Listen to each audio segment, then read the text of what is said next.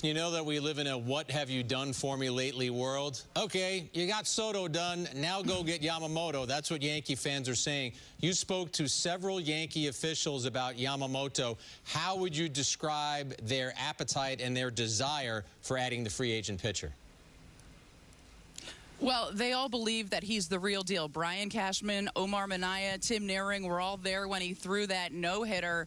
And when I spoke to Minaya today, he told me, yeah, when you scout an international pitcher, of course you look at velocity, mechanics, but it's more than that. You want to see how they compete. He certainly competed that evening, and Minaya said he even turned to Brian Cashman after that was complete and said to him, he just said to us, pay me. And he's certainly going to command a very large salary. We've heard $250, upwards of $300 million, which is remarkable for a guy who has never thrown a pitch in the majors. And there are some risks when you're dealing with an international pitcher. Different ball, 6 days instead of 5 days, so you have to weigh those risks. But I think the fact that he's 25 years old and has had a track record in Japan, a ton of success. He's won their equivalent of the Cy Young 3 seasons in a row.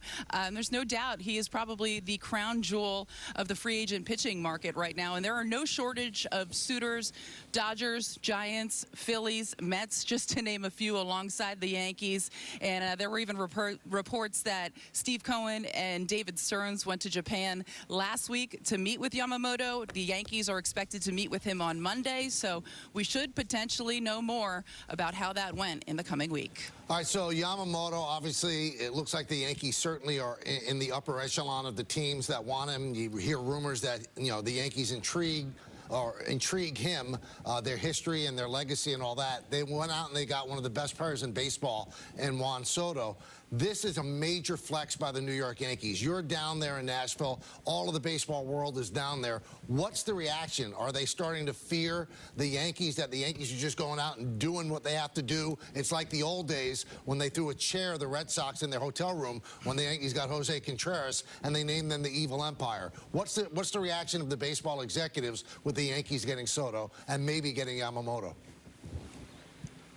You know what, Michael, it's funny you ask that, because prior to these deals becoming official, in talking to people in the lobby and around the hotel here, they kept asking, what are they going to do? They have to do something big, right? They're going to do something big, and you expected that coming off the disappointing season from a year ago, they certainly would try to make a big splash, but just because they want Juan Soto doesn't mean that the deal is going to work out. So I think you are seeing them maybe return to old form and going out and really addressing those needs aggressively, getting another left-handed bat in Verdugo, getting Soto, and now certainly their next step in the equation is hopefully getting Yamamoto. But there is a feeling here that, hey, maybe they're not the favorites, but they're certainly in the conversation again. And last year, towards the end of the year, it was a rough season, and that roster had a lot of holes in it, a lot of issues, a lot of injuries. They certainly got younger with Soto and Verdugo, and that's something that they wanted to address, and they certainly wanted to do this offseason.